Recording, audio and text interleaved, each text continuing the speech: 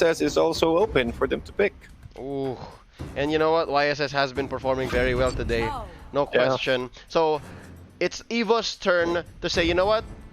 First pick, we're putting our cards on the table. Our core is going to be the YSS, but they might regret this because there's already some answers on the side of RRQ. This is one way to stop the Yusin Shin, right? Like a deep dive, full combo, get rid of the arrow or the archer slash swordsman. Yeah, and also RRQ with a very nice exchange. Again, Cho is one of those heroes who can displace an enemy, and again, one of the best ways for you to kill down the YSS is to stop him out. But again, you need to time it perfectly because again, with the mobility coming from the YSS, it's really difficult for you to catch him. And YSS or one rather can easily adjust it or change his spell into a purify. Yeah. Instead of a flicker. So yeah, it was a double-sided coin, double-sided sword right there. I guess an assassin hero from RRQ, they really need to go for that one. Maybe a Lancelot here should be enough for them to catch him out. Hold up, is this too soon? TDZ, is this too soon? RRQ I think it is too soon. It's our turn for the Veil because the tank on the side of EVOS still not revealed. Even their support could be, you know, a support that dives. And this Veil might as well be the mistake that RRQ makes. But nonetheless, Atlas banned out here, second phase. Kufra still open. I think both teams should really fight for the Kufra here. Interesting what RRQ does here to EVOS. They're forcing them to make a decision. Do we choke out the Kufra or do we choke out the Lancelot? I think there you go. Okay, Lancelot has been removed right here. So that gives Kufra. That gives Kufra over here to RRQ. But EVOS Legends, they could go Luo Yi. Yeah, Luo Yi is possible. Right. That would really hurt the Veil. What is the best way for them to burst out this kind of heroes? AoE is not a big problem here for RRQ, but no. They missed out on the Kufra.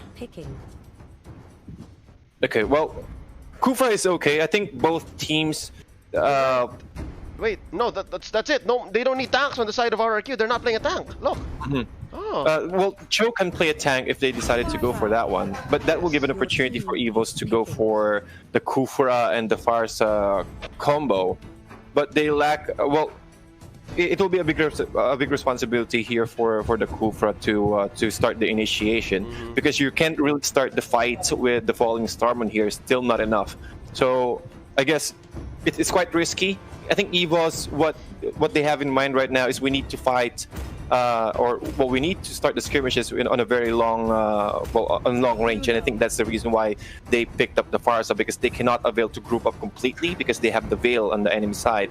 So yeah, I think it was the same here for RRQ. I'm not sure if this will be a tank Popolin Koopa or a tank Cho, but most probably this will be an assassin Cho here and then the tank PNK. Yeah. Again, the support PNK wherein instead of one big life bar, you have like two split up life bars. But nonetheless, looking at these two, RRQ's turn to play the Bruno. TDZ, how are you feeling? It's time for game number 2. This might be a sweep, or EVOS Legends might clutch the win here. Which lineup do you favor? I think I'll go with EVOS for this one. It'll be. I think we will go to game 3 here. I love the composition of EVOS here. They have a good AOE. They also have a very good early game, which is the YSS, which really scales really good when it comes to late game here. For RRQ, they lack that AOE. They don't have any disable. I think they do have the PNK. The Koopa, but it's just a single target AoE, or rather a single target CC. You can't place a lot of, or you can just let the Veil do all the job for all the CC. But I think if Albert were able to farm really fast on his Bruno, X-Borg and also Esmeralda will have a very difficult time, and that's the thing that they need to do for them to snowball in this game. I guess. And looking at it now, it is indeed going to be the tank, quote-unquote, Popolin Koopa, and a side lane Cho with high and dry. Now, It's the fight for the Little Wanderer, and yeah, 824's Veil gets it. So that is going to be a win for the Veil here, able to just keep on going with his spells. Yeah, and they also picked up all, well, both the Little Wanderers. So, doesn't.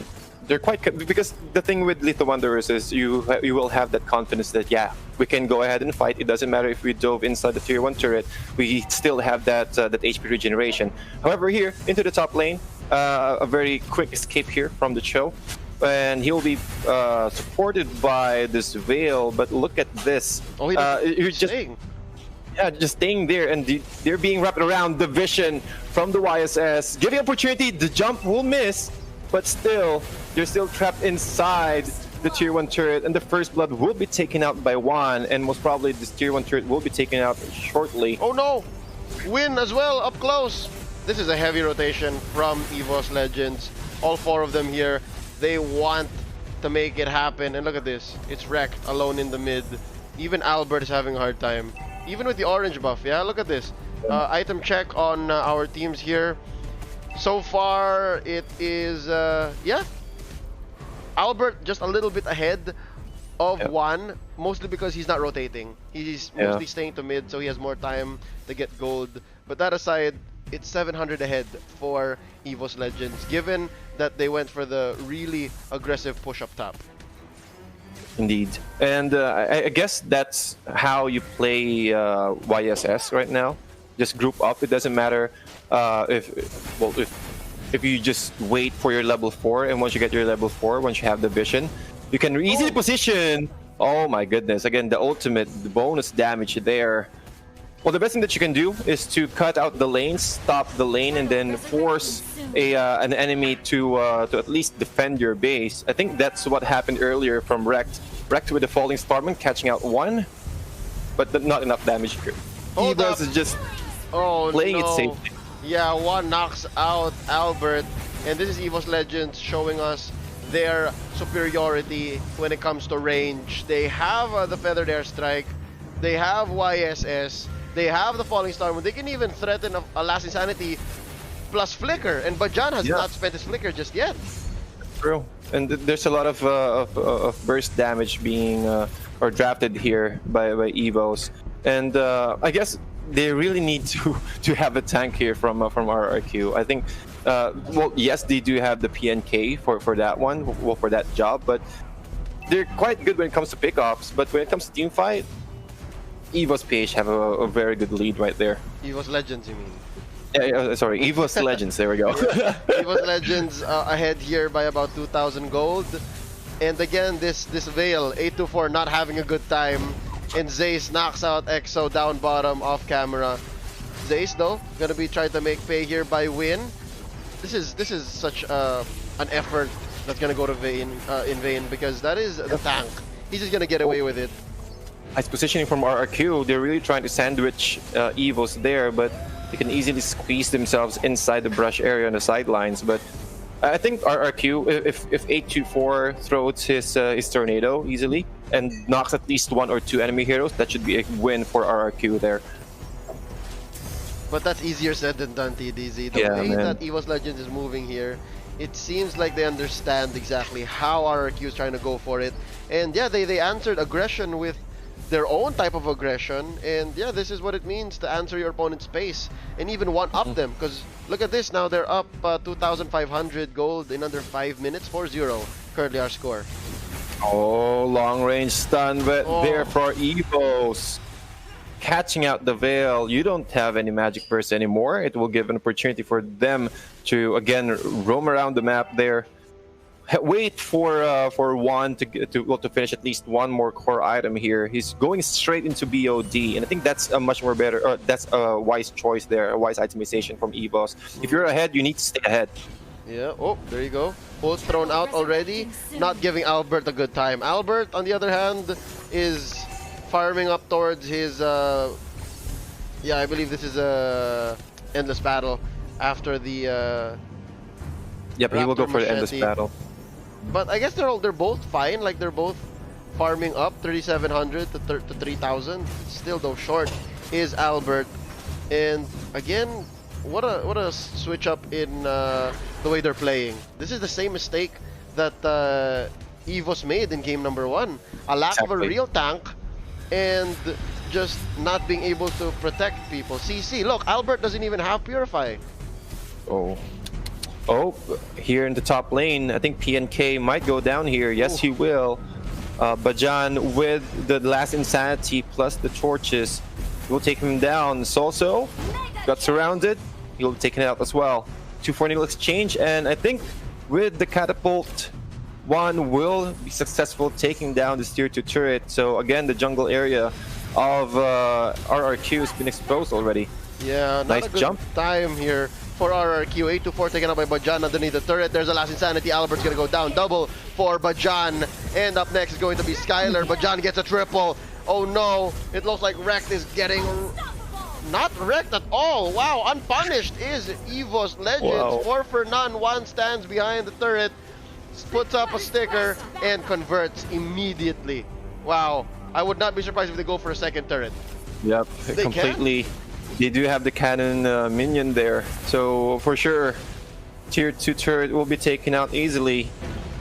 XOXO tried to at least try to come up front, hit me instead of the towers, instead of the turrets. However, EVOS have complete control all throughout the map here. RRQ, they need to at least pick off this the Rexy. Well, I think Rexy should be fine because I guess it will be easier for you to initiate without the feathered airstrike. But it's really difficult for them to do since they don't have a tank, and Skylar needs to go from the brushes for him to catch out the Farsa. But yeah, it's really out of position right now for RRQ, and the turtle is already up, and they need to contest this turtle. This is an uphill battle so far for RRQ.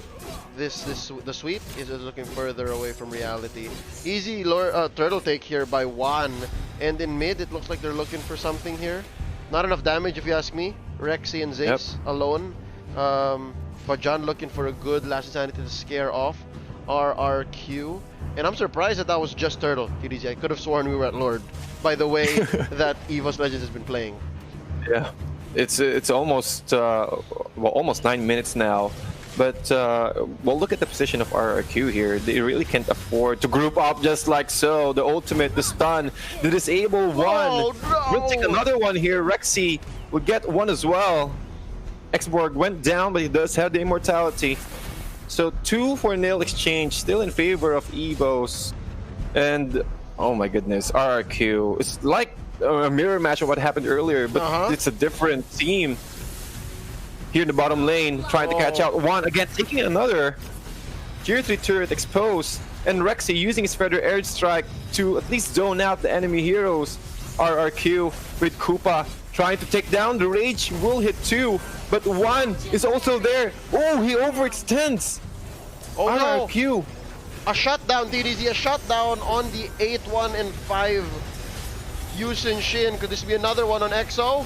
Hold up, he survives. Okay, so who got that? It's Skylar who gets that. So Skylar is gonna have just quite a bit of gold there. Let's see what he started building up.